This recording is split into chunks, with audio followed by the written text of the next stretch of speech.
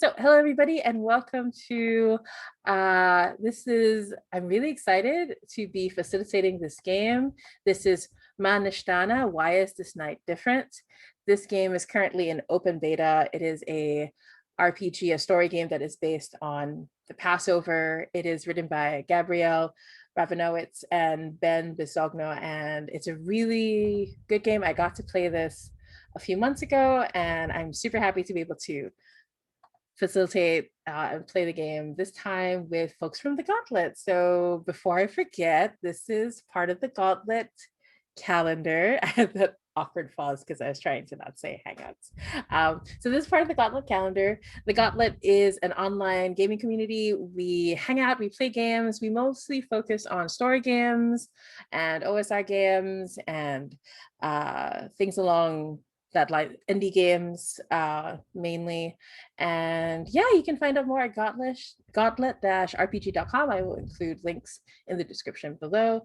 And I'm joined by my lovely co-players. So I think I forgot to say my name. My name is Jamie. I use they, them pronouns. And I picked this game because I just had such a good time playing it and I wanted to play with folks in the Gauntlet. So I'm super excited to play with everybody here. And Danielle, if you could introduce yourself to us, please.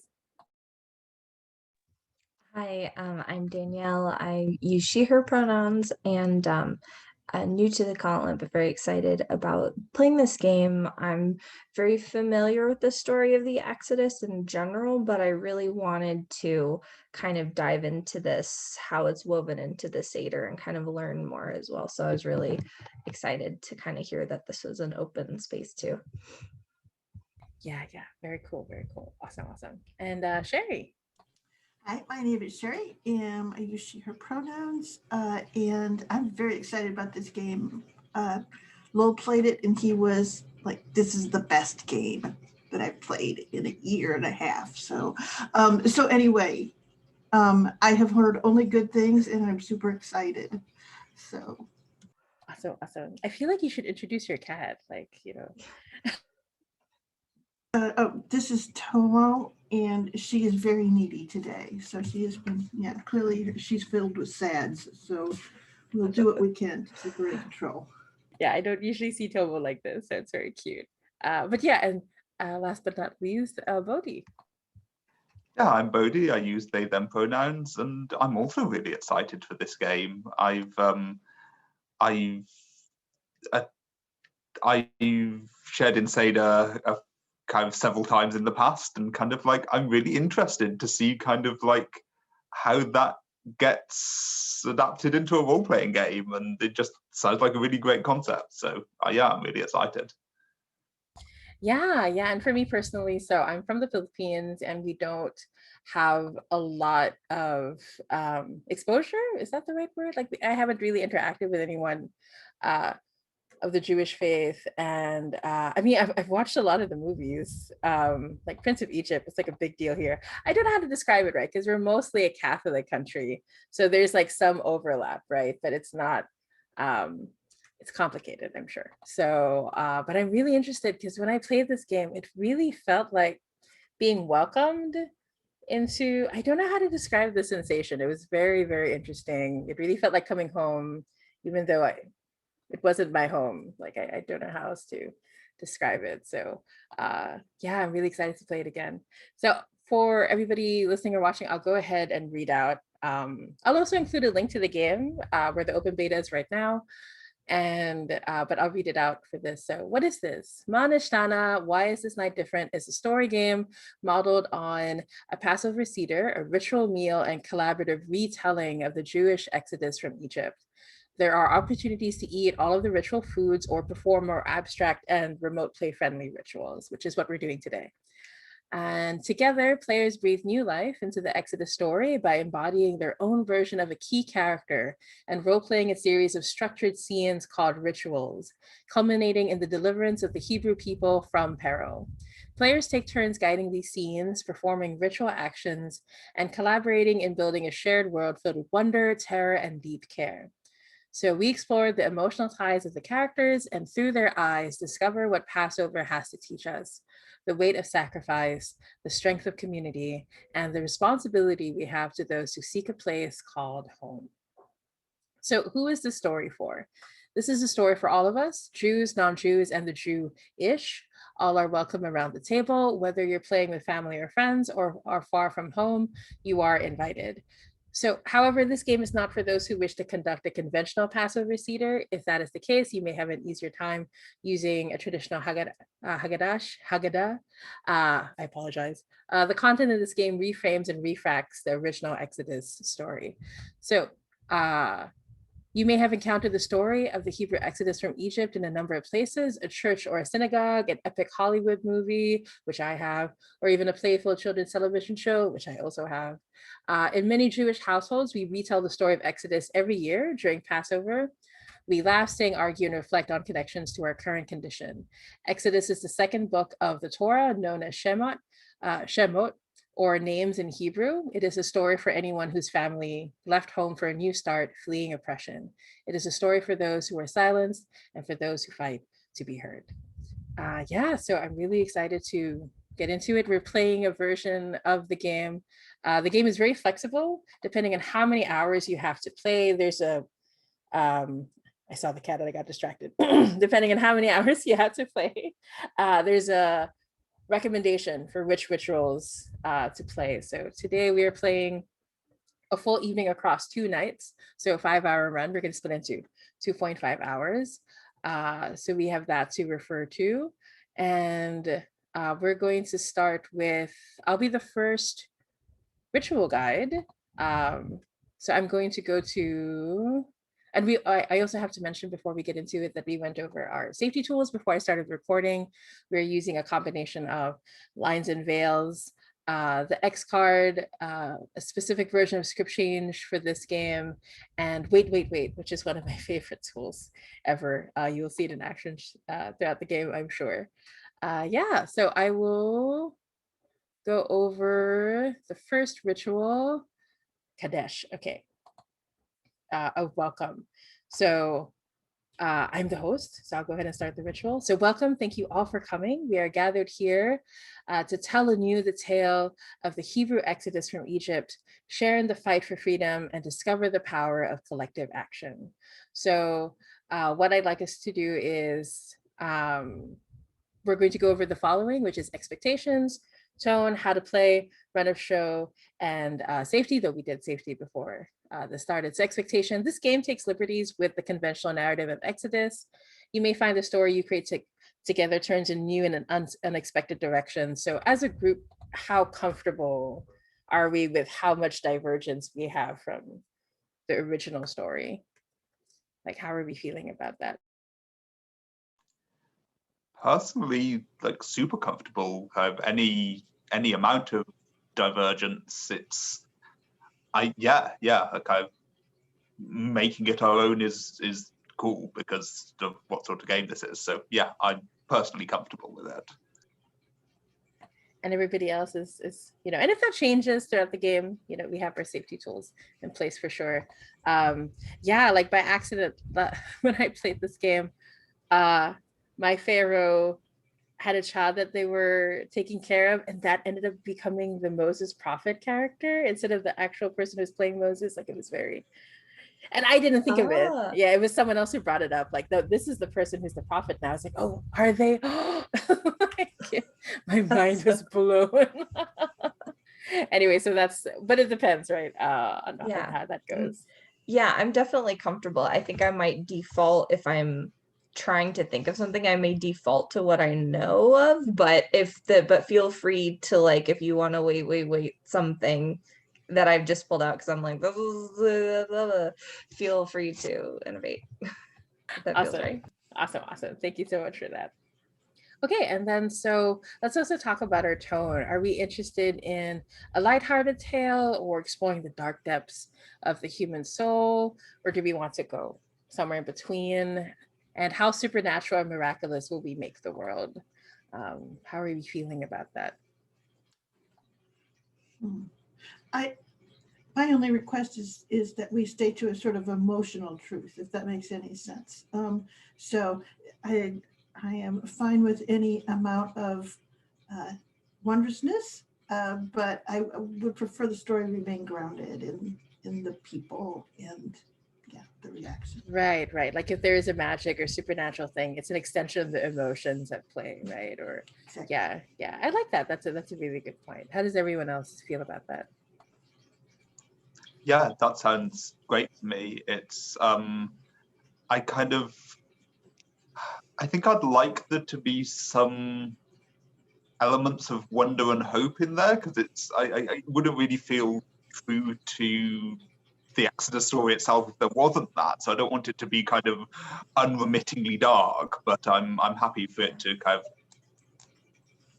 as long as it's got that, I don't have preconceived notions about tone so much.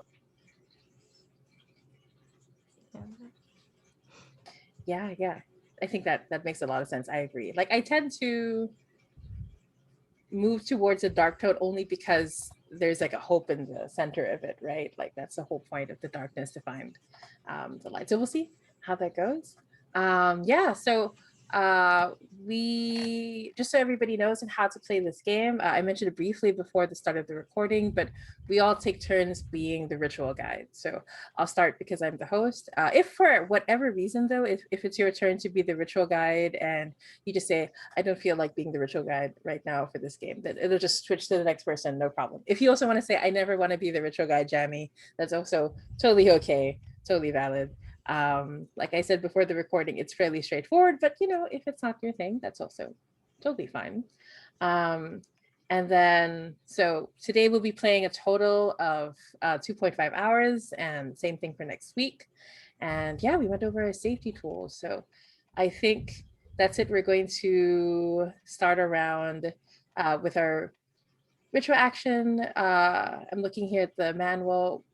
We technically did this before the recording. Open the character keeper, review the list of potential themes, and mark lines, veils, asks, and we refer to this throughout the game as necessary. So I close this ritual and I pass the role of ritual guide to. Are we comfortable with the same words order? That's the word I was looking for? As we've been doing so far. Okay. So I would like to close this ritual and pass the role of guide to Danielle. So Danielle, the next ritual is Majid, the story of Exodus. So that's on page 51.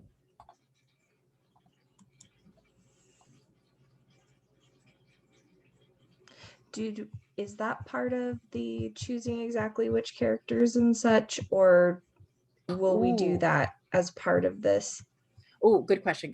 So I will, it's a good opportunity for me to share the run of show, because they were so nice here, like they put in the minutes and everything. So we'll do the story of Exodus first, and then we'll choose roles. Okay. Right. And I think they actually just, I noticed that Ben just added this part recently. When I first shared the manual, it wasn't here yet. But I think it's so that everybody's aware of what the original concept was, and then we'll make roles based off of that. But yeah. Okay. So we now take turns reading aloud portions of the story of Exodus to establish a common reference for the story we will tell. So there's a series of paragraphs here, and I can take like the first two, or we can either trade off every one, or I think it might work. I'll take the first two, and if we want to like right beneath me on screen, Bodhi, if you want to grab the next two, and we can just keep going around. Okay. Many years ago, the children of Israel thrived in the land of Egypt.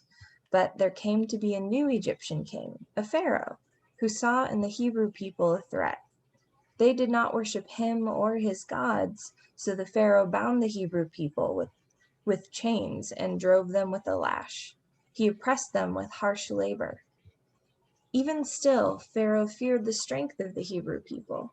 He decreed that all Hebrew boys be executed, lest they one day rise up in arms against him. Many hid their sons, to no avail. However, one family did willingly give up their child, not to the Pharaoh's enforcers, but to the river Nile. A woman swaddled her baby brother in a papyrus basket, whispered a small blessing, and offered him to the waters. Downstream, another young woman bathed in the shallows, golden bracelets clinking. She heard a mewling cry from the reeds beside her and waded deeper in to investigate. She unwrapped the wriggling bundle and gasped. She had not yet borne a son, and she knew that no matter what her royal father said, this child was hers. Gathering the baby in her arms, she cooed Moses, a fine name for a prince. Growing up in Pharaoh's palace, Moses was ever grateful for his life of leisure. His mother, the princess, shielded him from Pharaoh's worst outbursts and never failed to remind him of his luck in escaping an early grave. Moses strove to live up to her expectations, but he stumbled through the days just as he stumbled over his words. One day, Moses happened upon a show of cruelty that broke through his haze. An Egyptian man was beating a Hebrew child laboring in his field, unyielding until he heard the crack of bone. Enraged, Moses slew the Egyptian man and fled. In his exile, Moses won the hand of a Midian woman and started a family, working as a shepherd for her father's flocks. Many years passed until Moses came across a bush in the desert, bursting with buds of fire. As Moses tread near, the flames licked their way along the branches and blossomed into orange and blue. But the bush did not crumble. A voice emerged from the crackle and hiss. Moses, I am the one true God. I have heard the cries of the enslaved. You must return to Egypt, not as a prince, but as a child of Israel. Free your people, deliver them to a new land. Moses returned to Egypt and reunited with his siblings. With the help of his brother Aaron, he challenged the Pharaoh. Free our people or face a wrath far greater than your own, they demanded. As proof of the power of the one true God, Aaron's staff transformed into a serpent that snapped and spat venom at the king. But the Pharaoh had seen such minor magics before. He rejected the Hebrew suit. In retaliation, God brought plagues of blood, boils, disease, locusts, darkness to all the people and lay waste to their false gods. However, with each plague, the Pharaoh's heart hardened. He heaped further pain upon the Hebrews. Finally, God sent an angel of death over the city. He warned the true believers to mark their doors in lamb's blood, lest they too succumb. In one sigh, the lives of all the firstborn sons in Egypt were snuffed out, save those whose homes had heeded God's word. The next morning, Pharaoh freed the Israelites. I will not have them in my sight, he sobbed. My own boy's soul has been snatched away. Let the Hebrews revel in their freedom for now. So the Hebrew people fled, leaving behind what they could not carry. Soon, however, the Pharaoh sent his armies to overtake the Israelites and drive them into the sea. But God is good. He gave his people passage across the Red Sea, crashing the waves over their pursuers, and guided them onward to a promised land of milk and honey. Consider the relevance of ritual, the terror of asymmetrical power structures, the search for a home of one's own. These themes will hold true in our story, as they have for every telling of this tale. And so now we can toast to this gathering of friends and this opportunity to celebrate. To friends.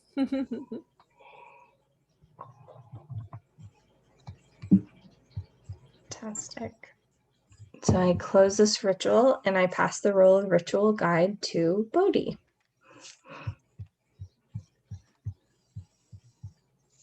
And I think it's right on the next page Yeah. 33. That's washing. We cleanse this space to start our journey. So everyone, a ritual action is everyone clean something. For example, sanitize your hands or wipe your glasses or throw away a piece of trash.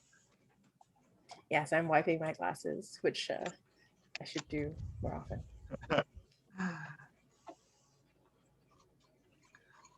Have a candle holder that I need to clean way more often than I do, so it's very dirty now. So I'm cleaning that. Feels very appropriate.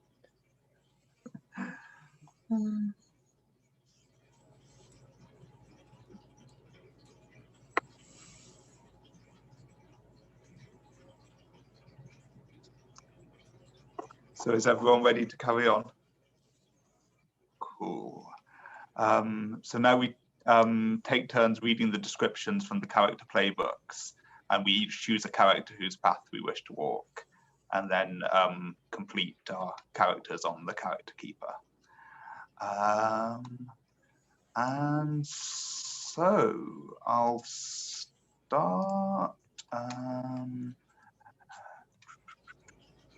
Yeah, there we go. So first of I will do one each and go around. So first is Miriam, sister to Moses and Aaron. You are the first woman prophet and Moses' older sister. You are a singer of songs and a player of music. Your songs inspire others to imagine a better future, but you see what truly lies ahead. God shows you visions and signs of what is to come. Now it falls to you to guide your people forward, even if some aren't listening and others would rather you stay silent. So let's go to Jamie. Yeah, absolutely. So Moses, husband to Zipporah, adopted son of Bidya. You grew up in Pharaoh's court, far away from the agonies that your fellow Hebrews endure. But you finally saw the truth, defying Pharaoh's will by killing a slave master you found, beating his Hebrew charge. God speaks to you through angels, the environment, and sometimes directly. You, on the other hand, are heavy of tongue and ineloquent. You stumble over the simplest of readings.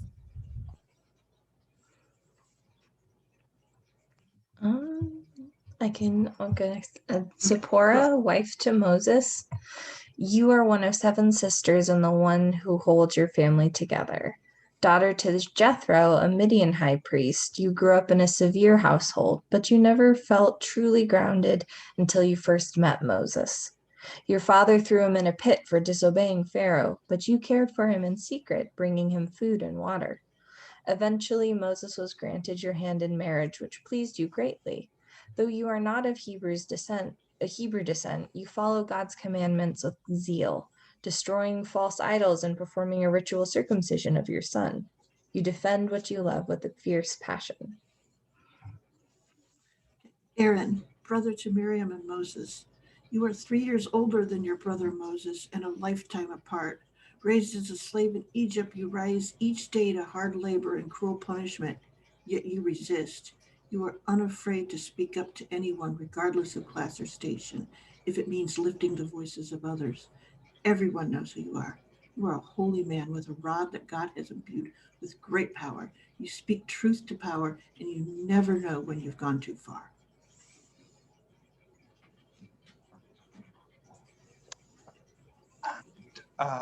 Pitya, adoptive mother of Moses and daughter of Pharaoh. You are the princess of Egypt. The height of your status is matched only by the breadth of your kindness. While you owe your lifestyle to your royal pedigree, you know that family is not based in blood, but is chosen and sometimes found. The ties you have woven will be tested as you are pulled between your adopted child and the living God, the Pharaoh, the one who has given you everything you know.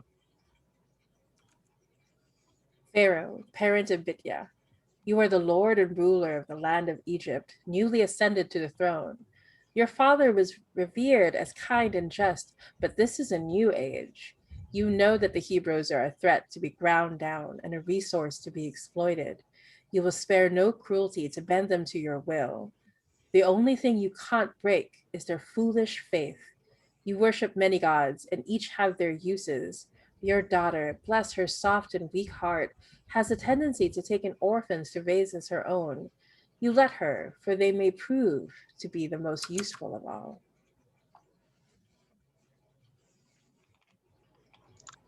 So I closed this ritual noting a really lovely diagram of all the relationships on the next page. I like that. And pass the role of ritual guide. Well, I feel like I should offer the role of ritual guide because it says to choose a ritual guide who is comfortable guiding the first few scenes of your story. So if anyone feels like they would particularly like to do that, feel free. I suggest Jamie. Okay, I will Hey, oh, though actually before we get into it, we can actually create our characters at this point. Yes. So was there Yes, we do. Sorry, I forgot that. No, that's okay. That's totally fine. Was there a character that was like calling out to any of us? Bitya, I think, just because she's born to the water, and I have a cat in my arms, which is the living embodiment of water, though they hate it. So yeah, I was thinking perhaps I would go with that. Oh, I also have to point out that it says in the manual that even though each of the characters come with pronouns and genders, please feel free to like change any of that as you like, right? It's part of the changing of the story. But yeah, so Vidya for Sherry and Bodhi and Daniel, which one are you keen on or interested in? I was drawn to Alan, actually. Okay, yeah. I kind of liked the look of Zipporah, but also maybe, you know, especially since we have an Aaron, I think it would be cool to have a Moses. Yeah, I could also play Moses if you want to be Zipporah. So okay. So whichever you really want to play. Oh yeah. No, but if that's also Moses, that's cool, you know, so whatever you like. Yeah. Absolutely. Which did you have one that you were leaning toward particularly, Jeremy, that you were like, yes, I want this one this time? Because feel free, please go ahead. I'm really drawn to both. The Pharaoh's calling out to me again. But I'm really drawn to both the Pharaoh and Moses. So like either of those two, they're such opposites. So I'm fine with either. Okay. Well, I think I will go with let's see. I think I'll go with Zipporah then this time. Awesome. And then I'll play Moses because that's a good point. Yeah, and then so what I like about these playbooks is so we have consider as you play. And I think it actually comes up in one of the rituals later where we answer one of those questions, which is really interesting. And so we have some ideas of how to describe them when we create the character. And so these are kind of like based on like kind of like the idea of a Powered by the Apocalypse playbook, but super simplified, which I think is cool. So each playbook has 2 moves, and there's a bit of a guidance on when to use them. So for example, for Bitya, let's see, when you need to be in 2 places at once, you can call upon your handmaidens. And when you wish to transform yourself or the world, you can immerse in the waters, right? So everyone has like a cool little move that they can do. And there's also something new here. Like so Bitya has, when someone enters your bathhouse, choose one. So you can ask questions. And there's also a bit of the playbook, like when you are the ritual guide, like just to help you along through it. But yeah, any questions about the playbook so far? Is there any, so these moves are all triggered by narratively then? That's what we'll keep up on. Yeah, exactly. That's a really good point. So because there's no, maybe I should read this part. Just so that we're sure. The game flow, is this the one? Okay, I'll read the game flow part. So we talked about the rituals. Once a scene is set, players with the characters in the scene narrate their actions and conversations, moving the story forward. If at any point a non-player character enters the scene, you know, like any of the supporting characters, anyone may volunteer to voice them. If the ritual guide's character is not in the scene, they're encouraged to take the role. But most importantly, this is a game without dice and without failed or successful actions. So everything a player describes simply happens, but there may be complications provided by the ritual guide or any other player. And special character moves allow characters to make meaningful changes to the world, to others, and to themselves. So it just basically happens. But you can always say, wait. Okay. Right. So that's the idea. But yeah, very good question. But yeah, okay, so I think we have a few minutes to like work on our characters, I think, before we'll take our break. So what I'm going to do at this point, because I've learned this from David Morrison, people don't like to watch people just being quiet working on the characters. I'm going to pause the recording here, and then when the recording starts up again, it'll be after our break, because I can do math correctly. Anyway, for us, time will pass, but for you, it'll be just like a second. All right, so I'm going to pause the recording here. Okay, so it's been 1 second for you. It's been a little over 10 minutes. Well, like including character generations. It's been quite a bit for us. But yeah, we'll introduce our characters now. And oh, Sherry, did you choose Vidya so you wouldn't be the first character? I'm kidding. Sherry's usually the first character.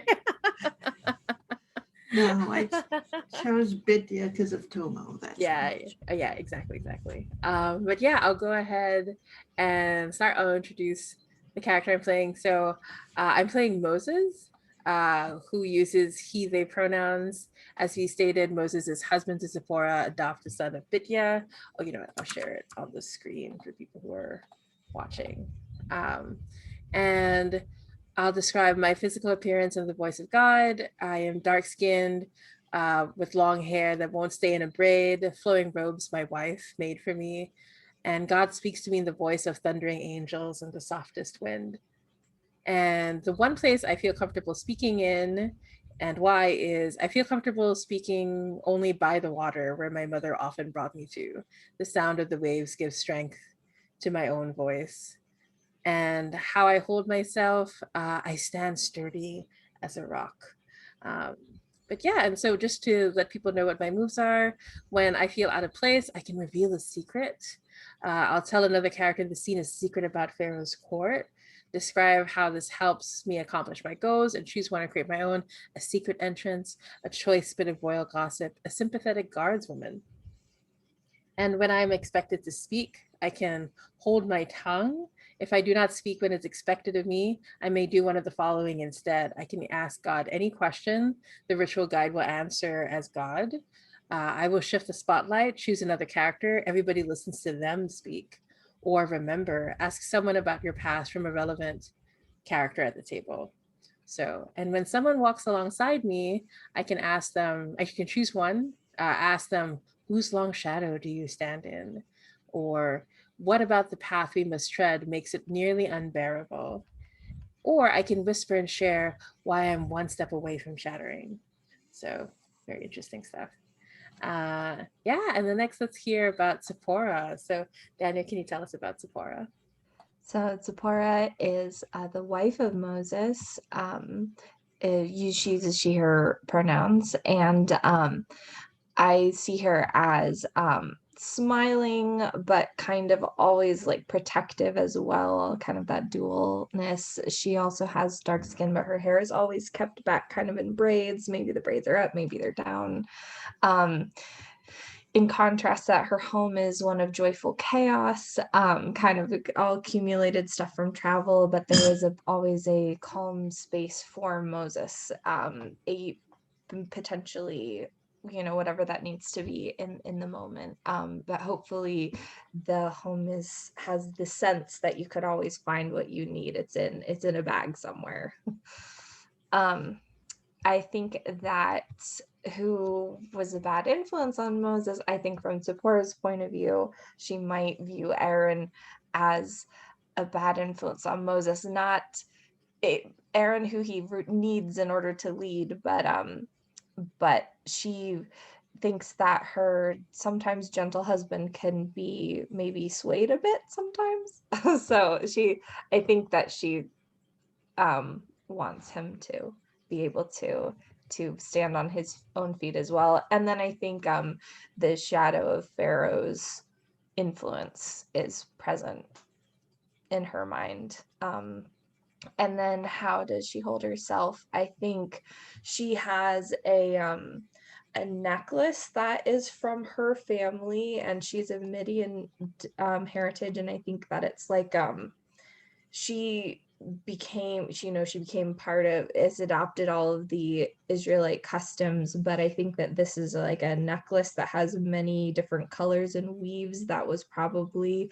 a religious symbol for her family, kind of to reflect the many natures of God, but she can't bring herself to part with it. So that is kind of the one talisman of the past that she has. And her moves are, if somebody wants something, she can give them the goods. You can provide it, whether it's an answer to a question or something to eat or shoulder to cry on. But you have to choose whether you are left wanting, or you need to call in a favor from your family, or you give them what you know they need and not what they want, which is such great consequences. And when those she loves are in danger, she can break things that stand in their way and narrate how God provides as a result. But you can earn the direct ire of Pharaoh or Bitya. This is going to be interesting. Your husband Moses is implicated, or you are captured. And when someone eats at your table, you can ask, what are you eating? Who will not partake and why? Or what smells like home here? Or you can share your concerns about Moses or another family member. Yeah, good stuff. So good, so good. All right. And then Bodhi, tell us about Aaron.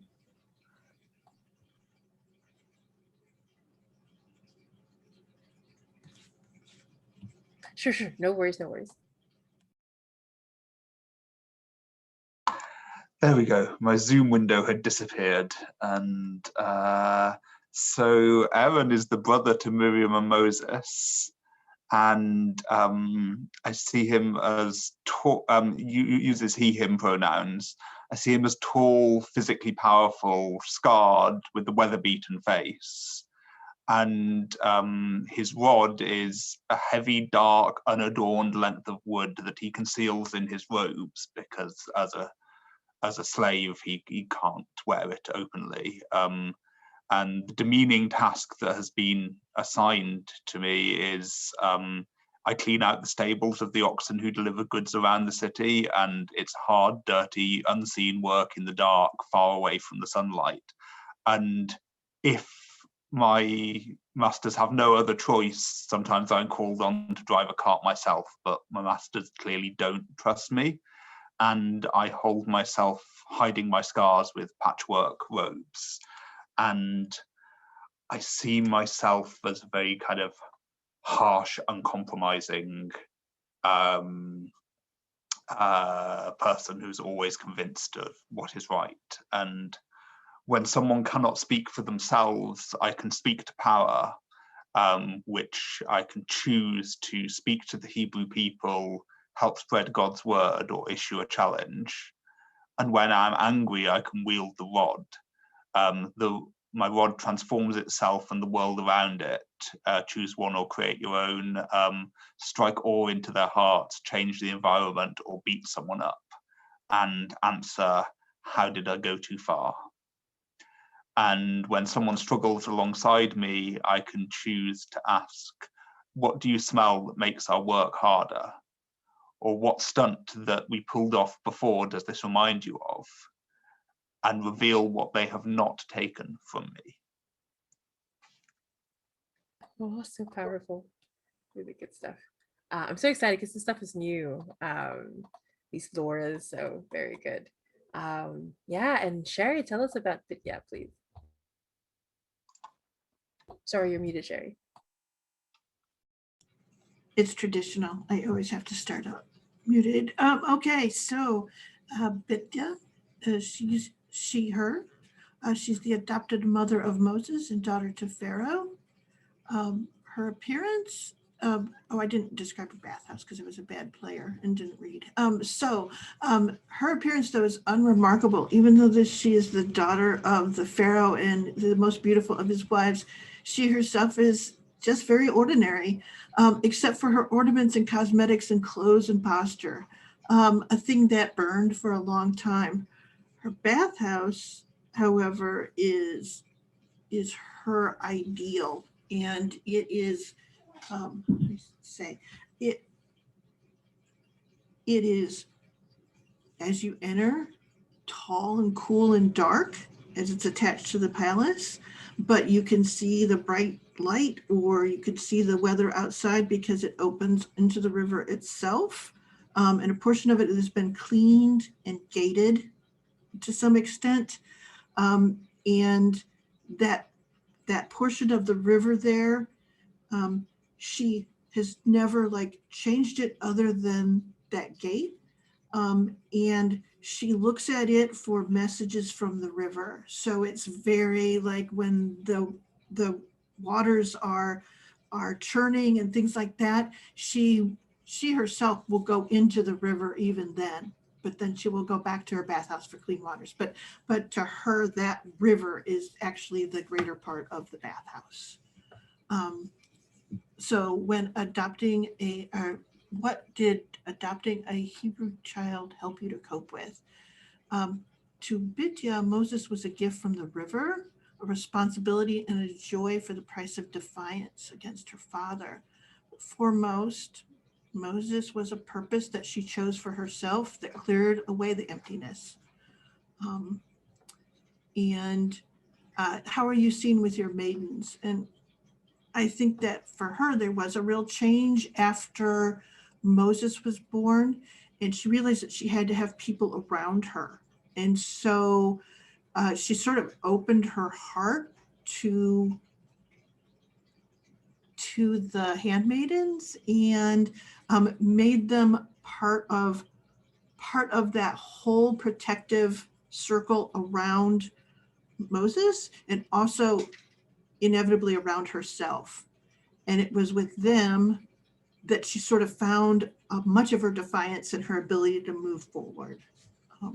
So let's see here. And so she has some very interesting abilities. So when she needs to be in two places at once, she can call upon her handmaidens.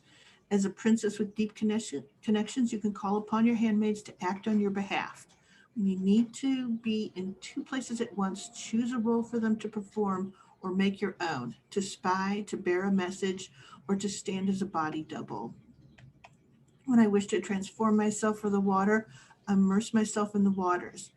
I am deeply connected to the inlets and rivers of Egypt. When I wish to transform myself or the world, I'll immerse myself in a body of water, and I can to escape the restrictions of authority, to purify that which has been sullied, or to find someone or something of value. And the answer, or I have to answer the question, the waters demand something in return. What do you offer?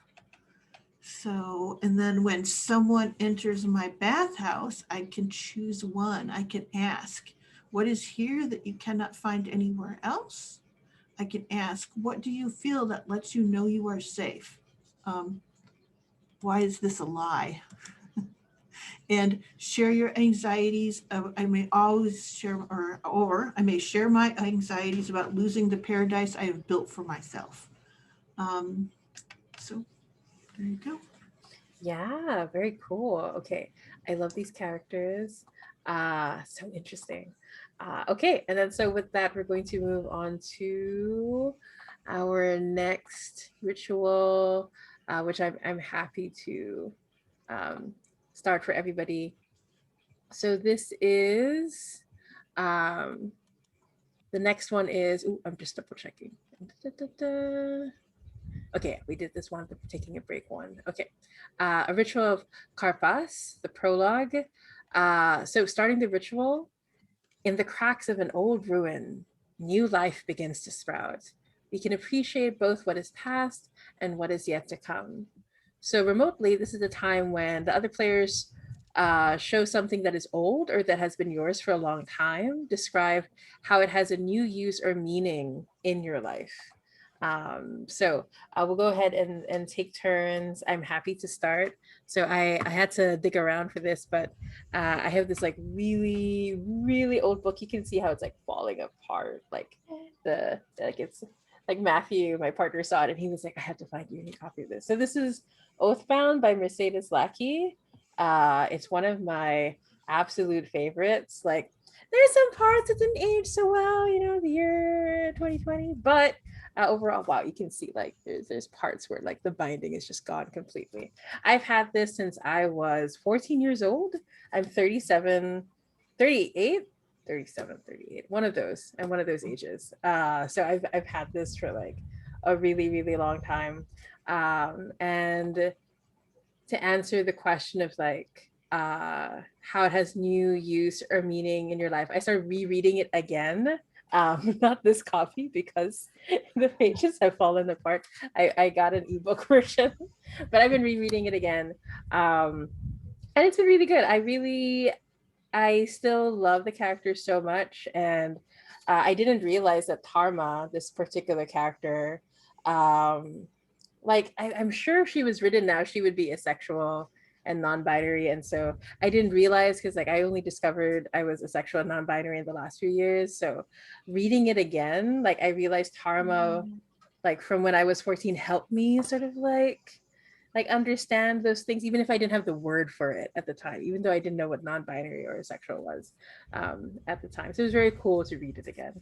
But yeah, so that's me. And then Sherry, what do you have?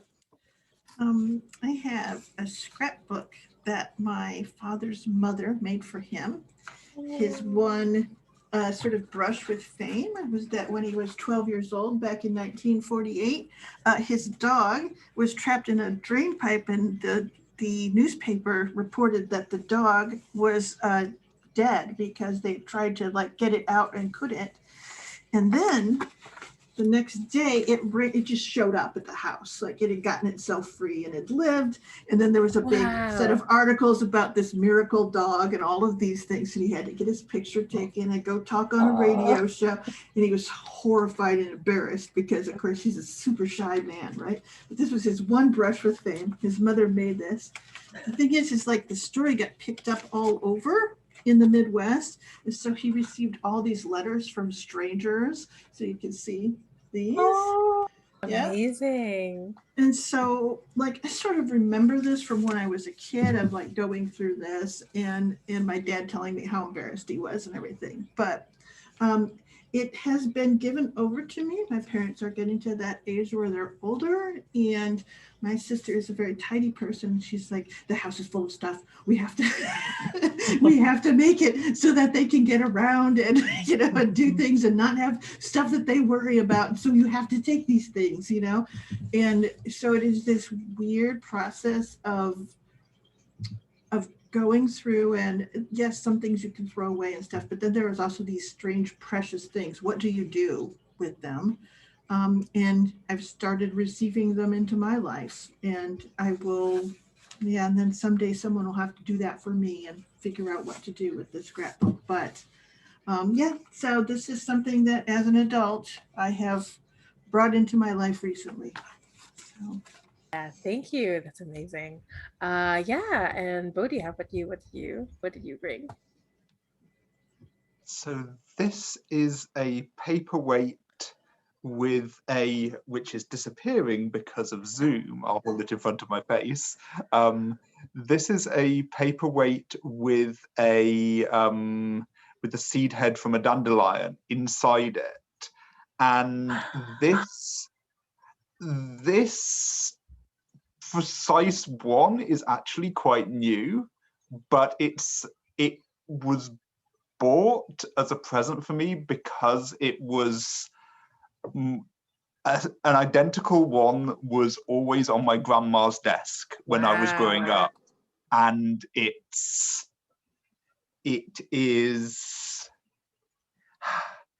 always been a mystery, first of all, for both me and my dad. It was something that we bonded over. Like, how did they get a perfect dandelion seed head inside a ball of resin, and kind of we kept on coming up with all sorts of kind of mysterious ways they might have done this, kind of if you froze it in liquid nitrogen, and then and and eventually, kind of, we were discussing this for years. Eventually, we found out if you use the right sort of resin, you can literally just pour it, and apparently it stays like this. And so it turns out not to be a mystery at all. So kind of, and now it's kind of the new use or meaning, I guess, is that it reminds me of my grandma and also of my dad. My grandma was my dad's mom, and it was that side of the family, and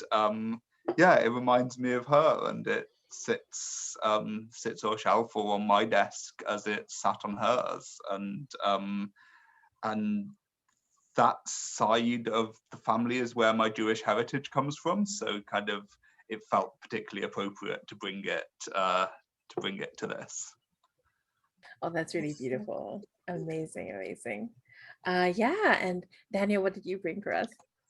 I brought I was looking all over because I feel like I had some stuff, but I found this this necklace that it's like malachite ones, and Oh, this was beautiful. my so yeah, it's a lot like a lot of costume jewelry, but it's pretty heavy because they're real stones, and I think it was my I'm trying to remember, it was my grandma, I think it was my mom's grandma's, and she has a lot of jewelry from there. And when I was going to college and my mom was like, all right, and it had like a dress code, and like where I went to school, it was like a thing where you had to be dressed up and stuff. And so my mom was like, all right, we've got to fit you out with stuff. And I wasn't really big into jewelry, and I was like, okay, I don't know how I feel about performing this all the time. But I really, when I saw this one, I was like, oh, this is really, really cool. And I think that she got it as part of her travels. But my mom's grandma was Hungarian, and was my mom's, her mom was first generation on that side with Romanian and Hungarian, and a lot of those kind of traditions of like what that means and family and how close you are, something that my mom has really kind of kept close from that and kind of passing it on to me. And so I have a lot of things that are either were hers or were her grandparents or things like that. And so I remember wearing it and like the style was unlike what my mom's style was, and so it kind of felt, it's definitely influenced like my own aesthetic and things like that. So it's kind of neat, and I don't always wear it now, but I always have it around. So that was my thing to bring. Beautiful. I love malachite. It's one of my favorite crystals. It's such a beautiful protective stone. But yeah, lovely, lovely. So good, so good. All right. And so next we're going to work through, we're going to guide 1 to 3 short scenes. So these are flashbacks, set time before God gives a call to action. So they may depict a moment that characters first met, or a moment of intimacy or conflict. Each character must be in at least 1 flashback. Add more scenes if you have more players. Players, none of the scenes practice providing complications once again through, wait, right. So there's a rule of thumb here. I can do math. We are 4 players, so that means 2 scenes, right? So these are our choices. A flashback, make an example of them. In this scene, a cruel decree is handed down to the Hebrew people. Or a flashback, a baby in the bulrushes. In this scene, someone saves someone else in secret. Or a flashback, Hebrew in Pharaoh's walls. In the scene, cultures clash within a family. So I kind of like the idea of, ooh, they're all good though. They're all like, is there anything that we're like really drawn to?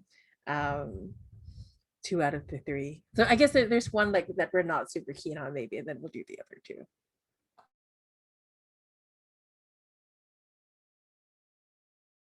Unfortunately, they're all awesome. I know. Yeah, it's really, it's hard. I feel like we have to do Baby in the Bulrushes because that will probably be Vidya.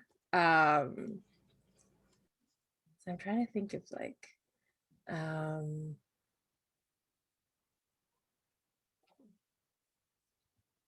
We could do, it would be neat to do the Hebrew and Pharaoh's halls, and maybe it can be also, we're talking about culture clash, but I don't know, maybe there's a culture clash with Zipporah and her family or something like that, or culture clash of Moses and his family, and maybe Aaron is part of that. Maybe we can jump around however it works, because I know we're all kind of characters in traditionally in different parts time wise of the story, so it's difficult to get everybody in the same place.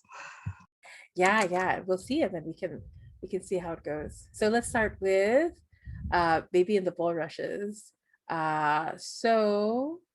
In this scene, someone is saved in secret. We play to find out whose help is needed to pull this off and what it takes to convince them. So even though I said Bitya, it doesn't actually have to be Bitya, right? So this is what inspired it. But so who is in the scene? When does it take place? And where are we?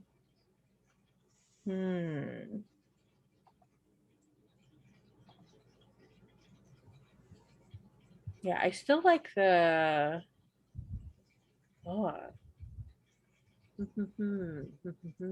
know, I definitely really like the idea of the bathhouse and starting there, and you know, I like the idea of was turning it on its head, and maybe Aaron gets saved and it's him who keeps the secret because he doesn't want to be dependent on other people. And Moses could be saved as well, but I'm wondering whether kind of there's multiple people saved here. Yeah, I like that. I like that idea. That's very cool to me. Yeah. What if there were both of the children were in the baskets, and she had to make a choice. A baby she could hide, but a toddler she had to find a way to and so I like that. Something like that. Where she's still in a state where she doesn't trust her handmaidens or anyone. So yeah, I like that. Yeah, that sounds amazing. Cool. Okay, so let's play out the scene. I have a few questions here that any of us can ask to create a complication, but I'll set the scene. I think we see the river from inside the bathhouse. It is glittering like a large snake across the land. It's twilight, and the shadows and the light merge in strange ways here. But Vidya, I want to ask, what are your handmaidens doing in order to make the place beautiful? Like, are they singing? Are they playing music? Or is it something else? I think that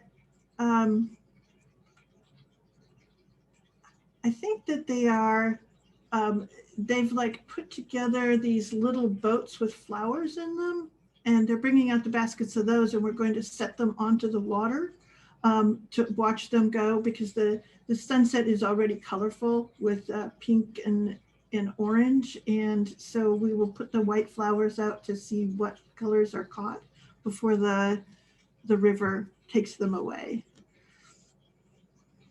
Right. And Aaron, how do you enter the scene, or what do we see of you? So I think I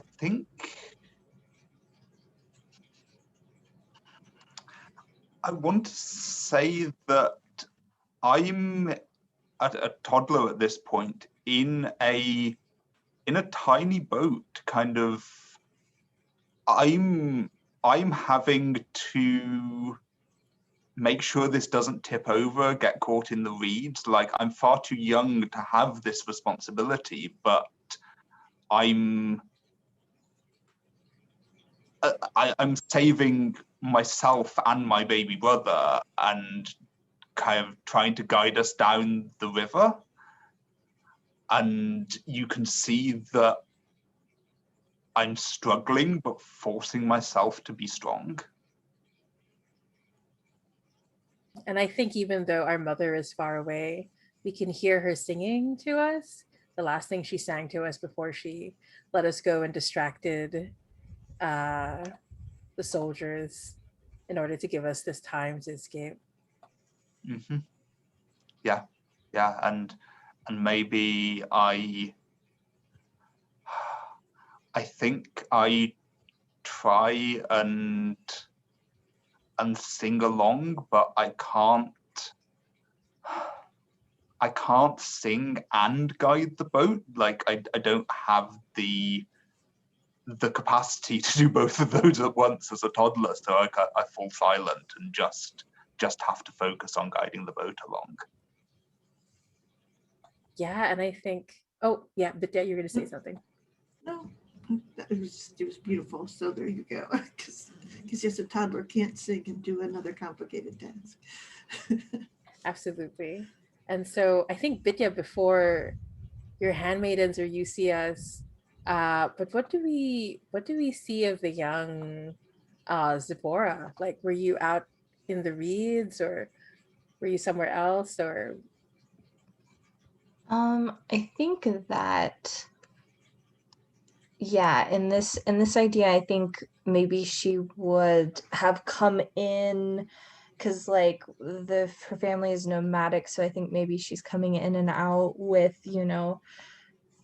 driving the sheep here, etc. And so she's taking in, I think, the sights and wants to get close to see the bathhouse because she's heard that it's like lovely from the river. You can see the this kind of opulence, and instead of opulence, as she gets close, she looks in the dark shape, she can see what looks like a toddler kind of splashing with a with a boat, this sort of rude construction, and it's like, oh, okay. Like this wasn't exactly what I was expecting, but can see these those pillars coming out of the river up ahead. And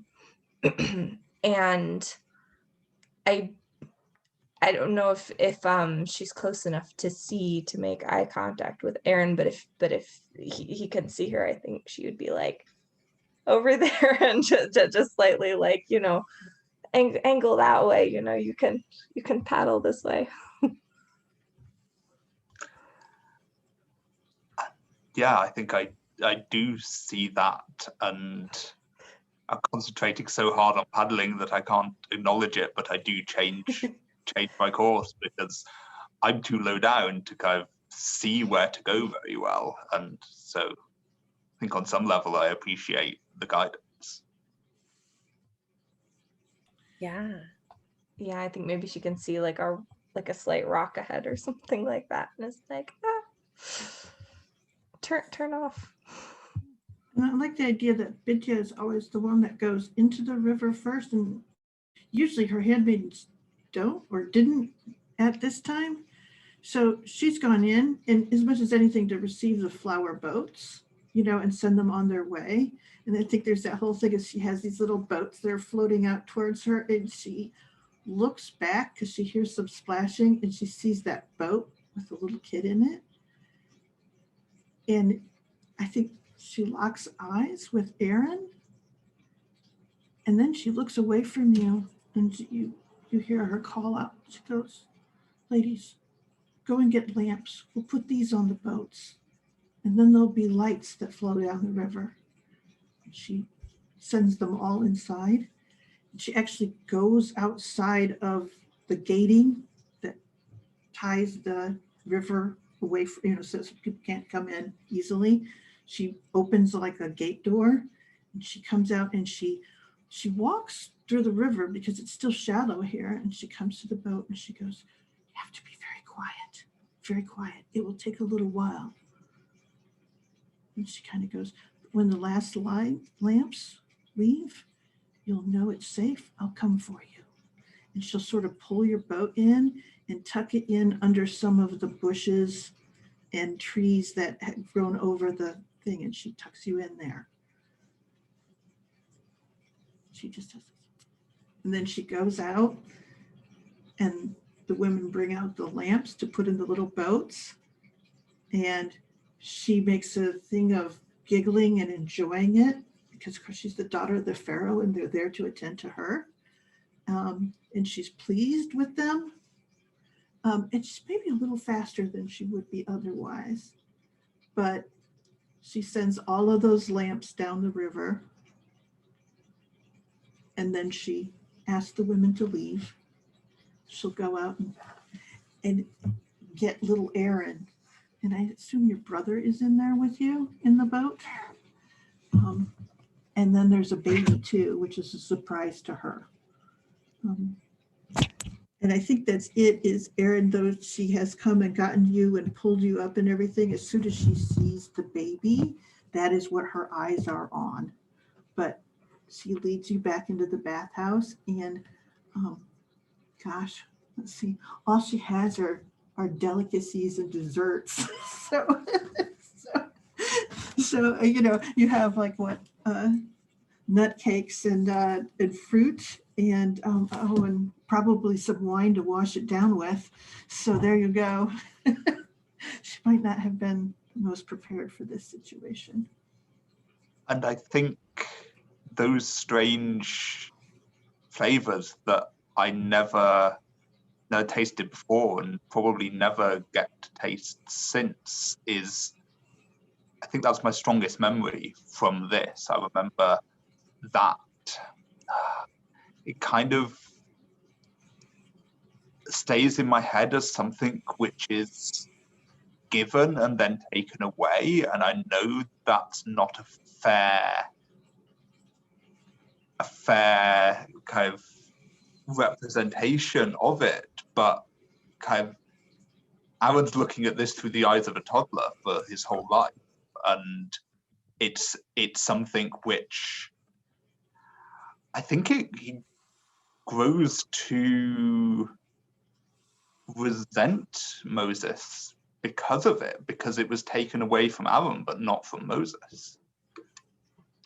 Yeah, and why was it taken away from Aaron? Like, what happened? Why couldn't Aaron stay?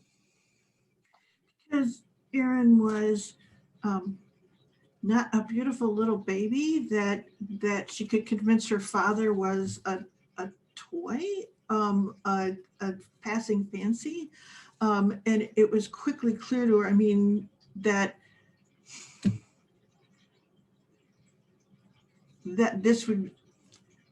Aaron would be killed or treated horribly here. So she actually found one of the Hebrew servants and asked them to find a safe place for him.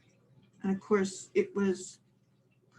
they did what they could, but they have no resources as well. So there's to go to, yeah.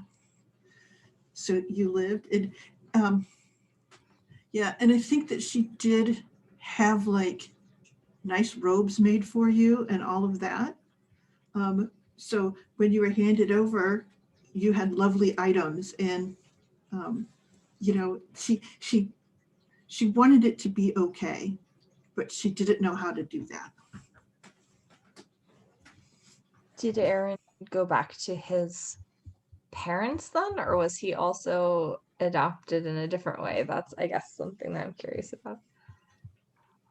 The way I'm seeing it is that I was adopted in a very different way to Moses. It was kind of like the bifurcation of that adoption story.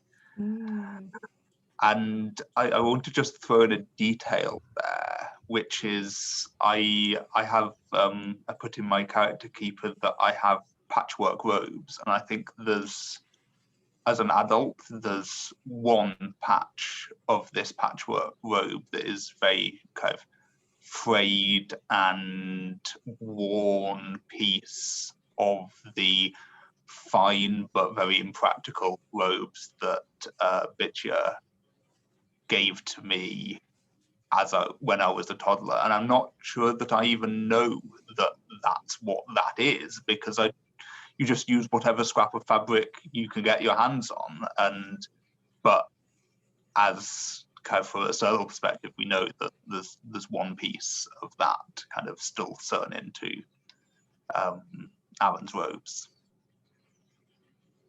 Absolutely.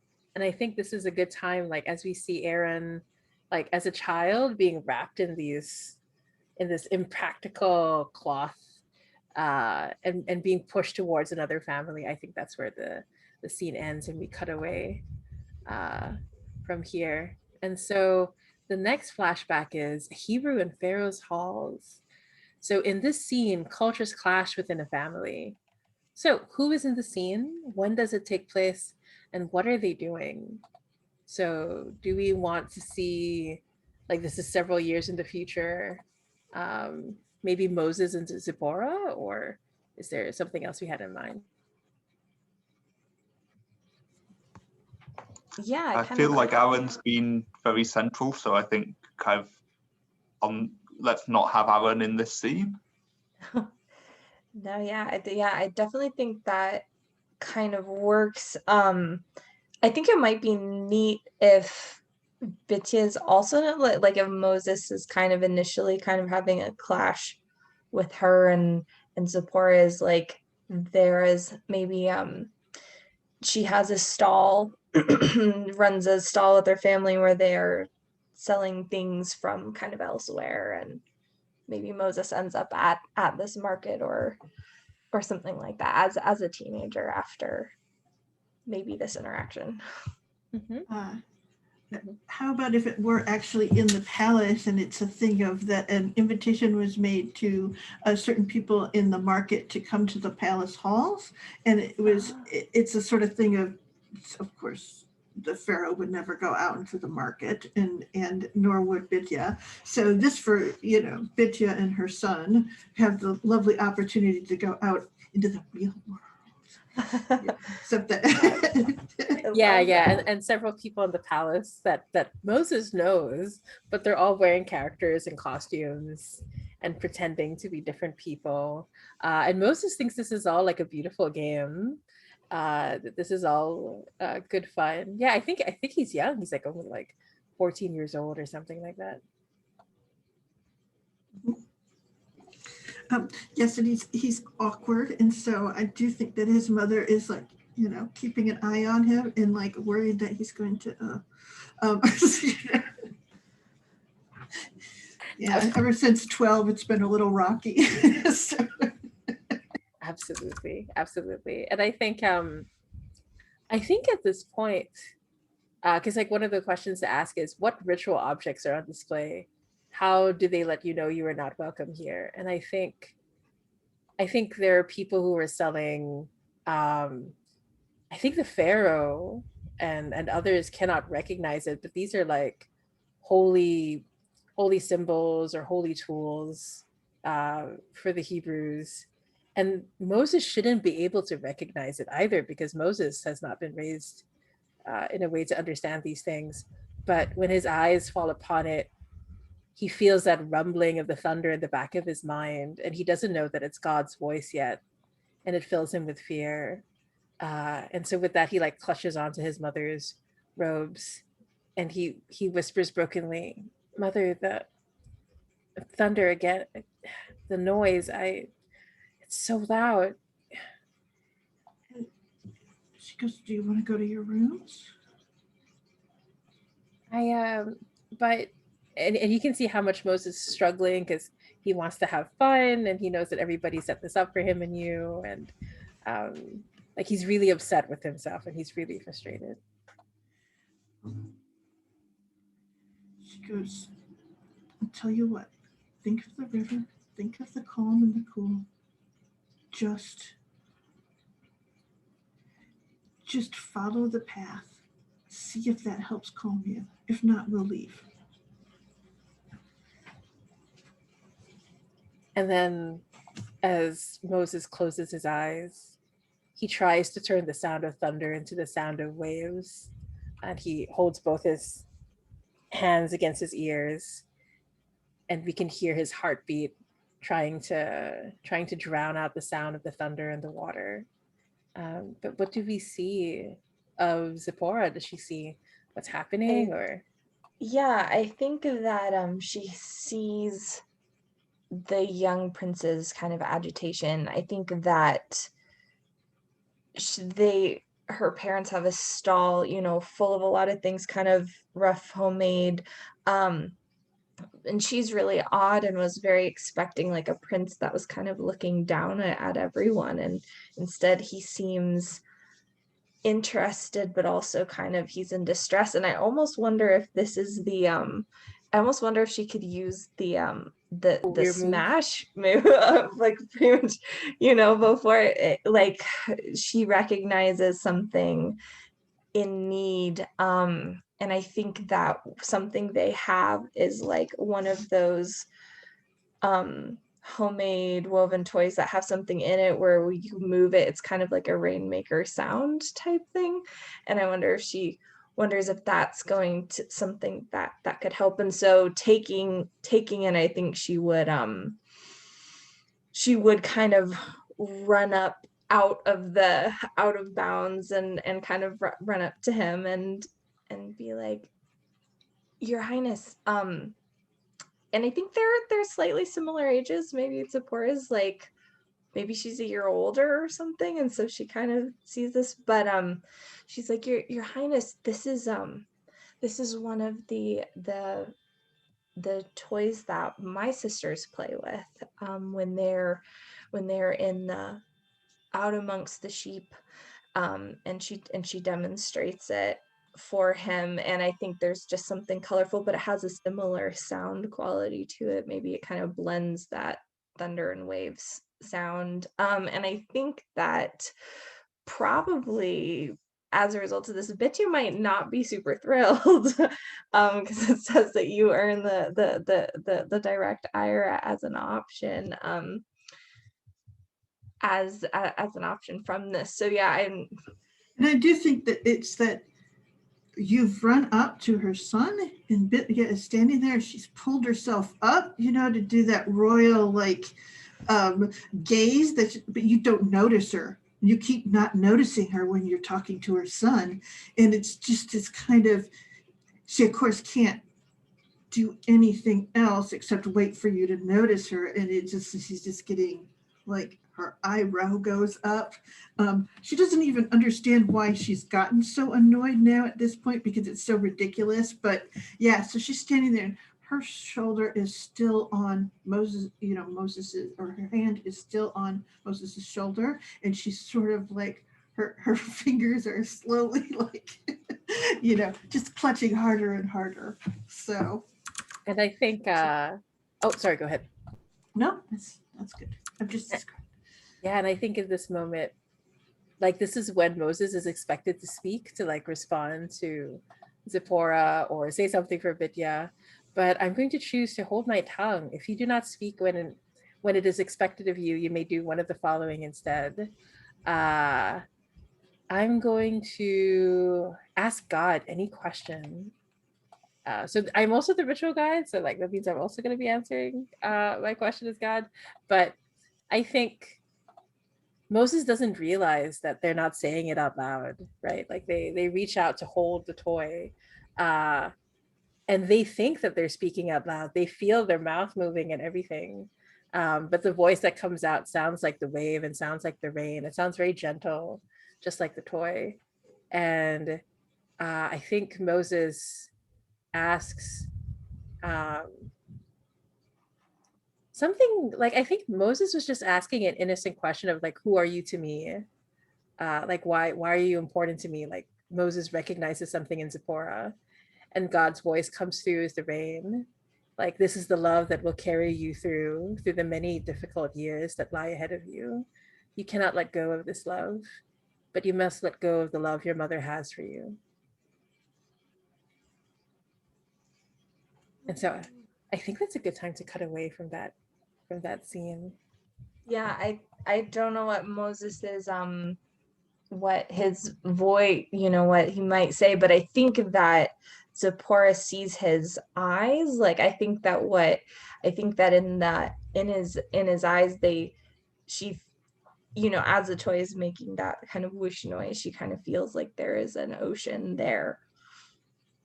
And as a result.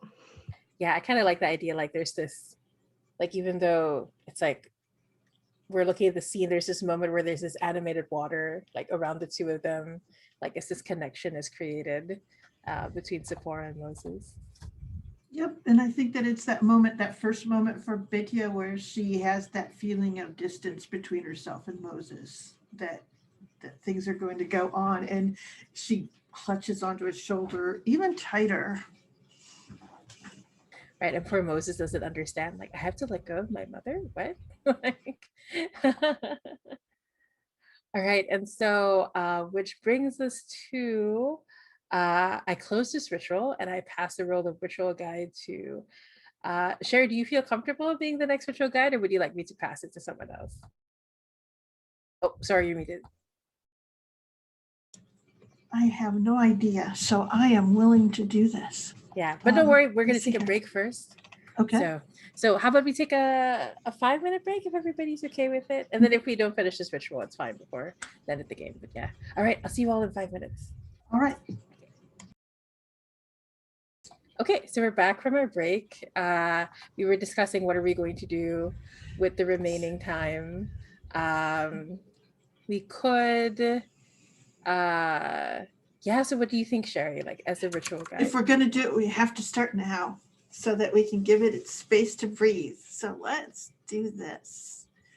It's beautiful. So this is Yahat's division. This is a voice calls. So things break with a snap and can never be the same. Close your eyes, rip something, open them, and describe what has changed. So let's see here. I don't know if I have the, yeah, so I will rip. And that. And I guess I will start, though I don't know if I have the right scope of it.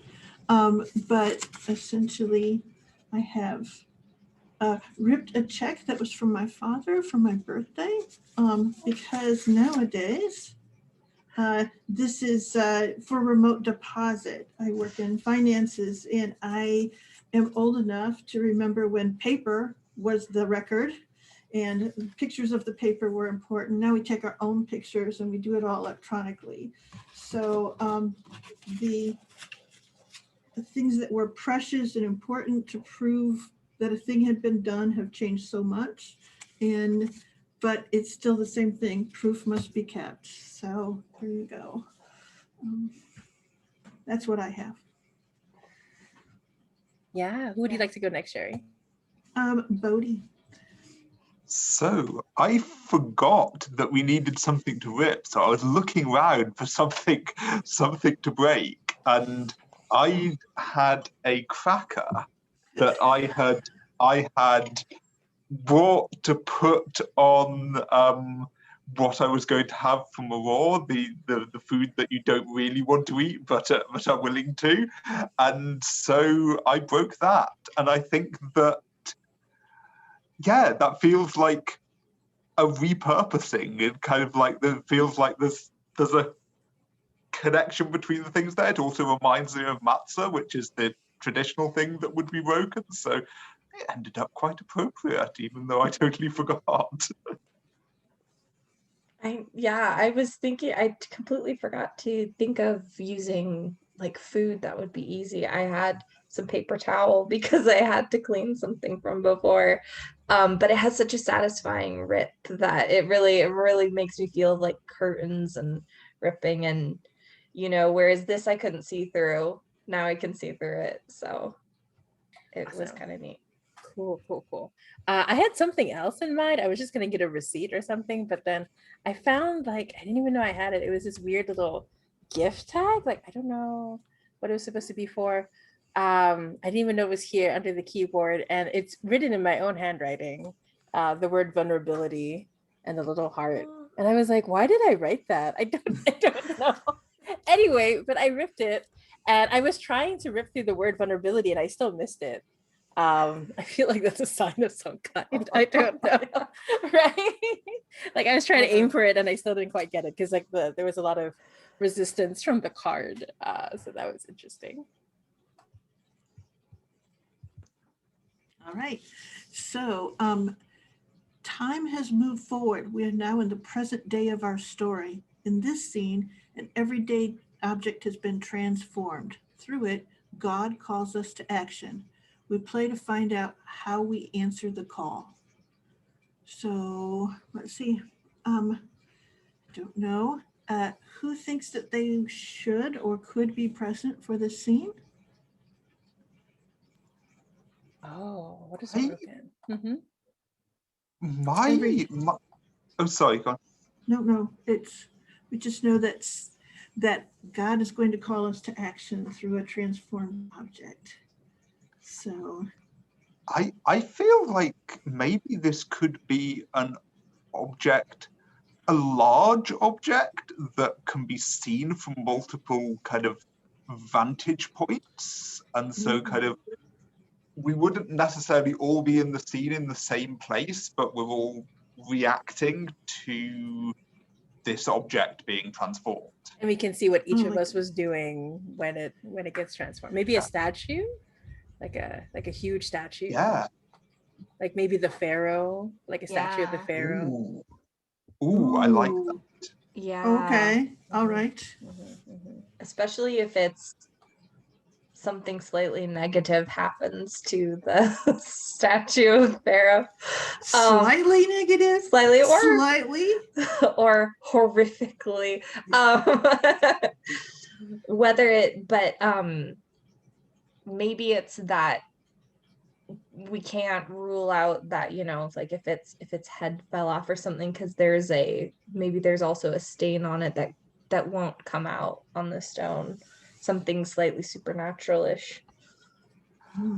Yeah. I just had an idea that came to me about the stain. I'm wondering if this is a golden statue. I know it says an everyday object, but this is probably an everyday object for a pharaoh. A golden statue, but it rusts.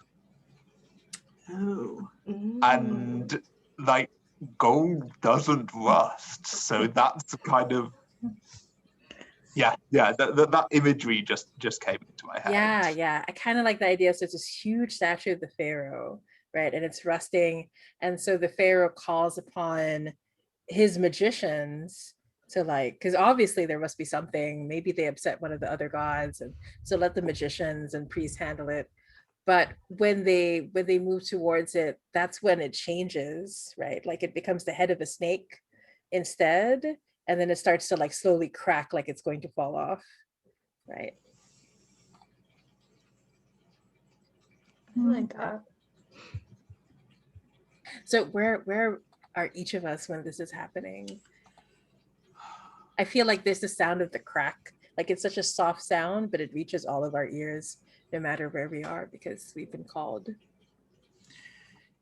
Yeah, I like the idea that I'm in a palanquin, or essentially that sort of thing, having been carried there to see what is going on, to see the magicians and them work their miracle, or understand essentially what is the message, and to take that news back. Yeah, and she's there with several of her handmaidens. Is Moses still with her, or has he broken from the household by this time? Oh, I think I want to say that at this moment was when Moses was considering it. Like Moses was thinking, should I leave or should I stay? And like he's there by the river and he's packed all of his things, but he can't bring himself to leave. And then he hears the crack, and there's something in him that cracks, like his heart breaks as well. And I think we see him look into the water and he says, God, I will go where you follow, where you ask me to follow. Just tell me where the path is. I will follow the water. And so Moses starts walking along the river to find his destiny.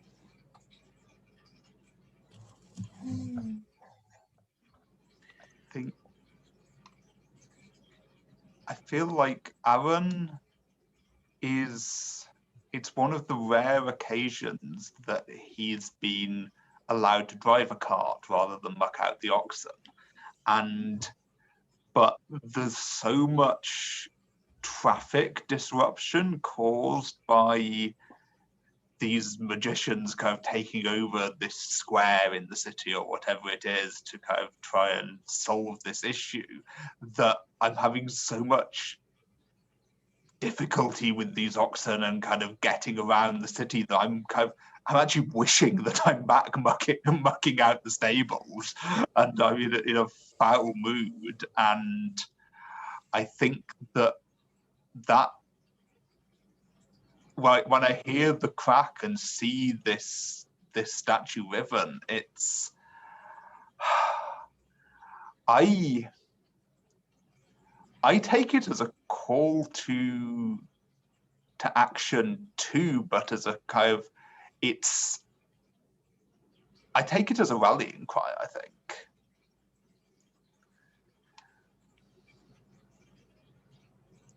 Yeah. I'm not sure what that looks like yet, but we can come back to that. Wait. I'm so glad I finally got to say it. Can we say at that moment, it's because we see that there's a master who's being cruel to their slaves, like they're about to pull up their whip, and you hear that crack before the whip falls, right? So does that mean that Aaron will do something about it? Yeah, absolutely. I think this is where Aaron wields the rod. I think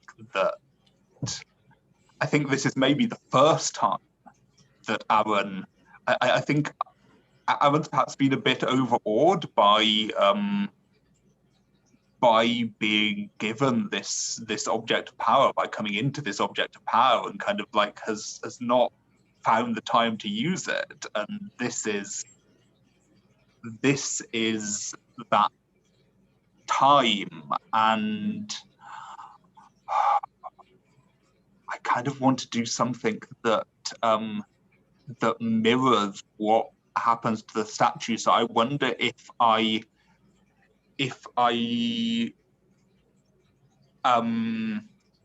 kind of strike the rod onto the ground, and it cracks the ground and swallows up the master. The master, yeah.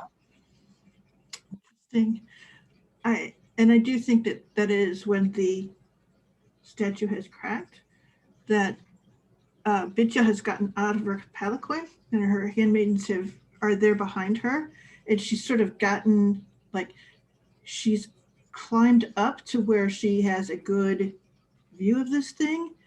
And when the whole rod incident happens, I think there is that moment where she's been staring at the statue trying to understand what it means, and she turns and she sees Aaron, and she knows that it's that toddler that she handed off, and she looks back at the statue and she looks at Aaron, and I think that there's that moment when, she sees him, makes eye contact with him, and kind of understands what's to come. And yeah, she's stuck still in that moment. And I think that I can't maintain eye contact with Bitcher. I think I turn away, and I think that how did I go too far is I'm going to interpret that as a personal emotional thing. I'm not I'm still not ready to work with the people that I'll need to work with to bring about freedom. I'm kind of sitting in my own anger, and it's almost that in some ways I don't go far enough, and that kind of I feel like I'm going too far, things are going too fast, and so I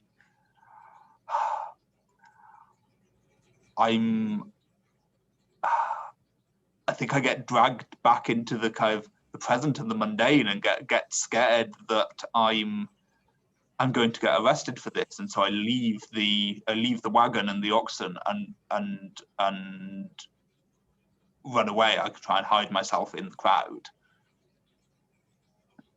Yeah. Oh my gosh. And I think Betty goes, "You're like your brother, aren't you?" As you do that. So good. So good. Yep. She'll turn back. She'll get back in the palanquin. She'll call the handmaidens to her. It's just a certain amount of resolve in her eyes. And what do we see of Zipporah when the crack reaches her? I wonder if she was actually trying to find a way to the palace gardens, because I think that maybe sometimes she's found an excuse to come either catch a glimpse of, or maybe there's been like some kind of maybe sort of even just friendship at this point with a Moses, and she's looking for them, but knows that, you know, he's always got other things kind of on his mind, and they connect. She brings things that, you know, can always be explained as like there's a servant, but she doesn't see him there, and she's a bit worried because I think this is probably maybe after he's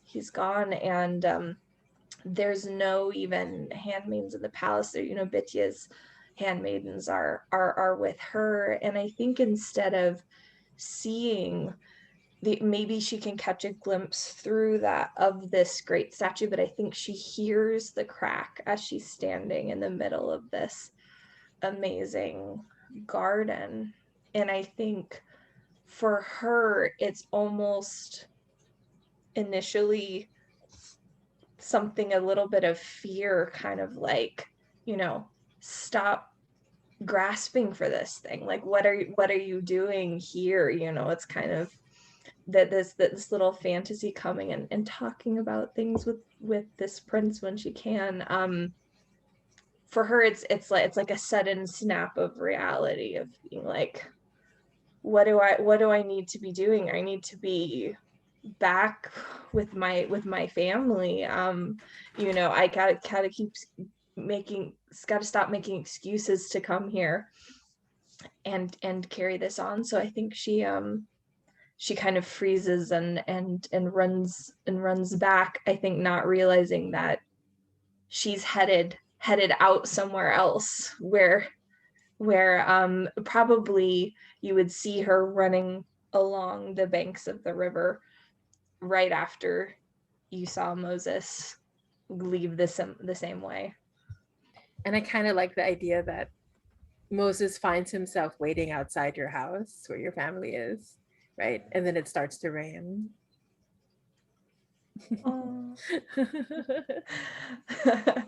But yeah, is that where we want to end the scene, or what were you thinking? How do we feel? Yeah, I think that looks really great. Unless you wanted Moses to turn her. I like the idea that Moses is on his journey and she's on theirs, and they don't even realize that God is in one sense sending them to a similar place. Yeah, I feel like they're like missing each other, right? Like she's headed in a different direction, he's already there waiting. Yeah. I like that. That's really cool. But yeah, so Sherry, shall you close the ritual? Oh yeah, that's right. The ritual guide. Okay. So let's see here. I close the ritual and I pass the role of ritual guide to Danielle. How does that sound? Yeah, for next week we'll start with Danielle. Cool. And then Danielle, just let us know how you feel about it next week. We can always change it.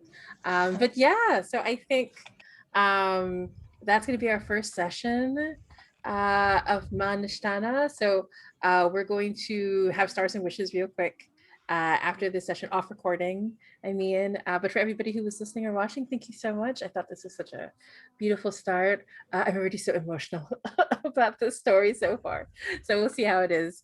Because next week is going to be like intense. I'm like looking at the rituals ahead, and that's like the really big story bit. So yeah, I'm looking forward to it. So everybody, thank you so much for watching and listening. See you next week.